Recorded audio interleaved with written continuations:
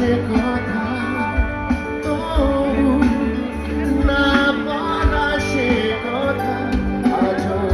পারিনি কিছুই বলতে যে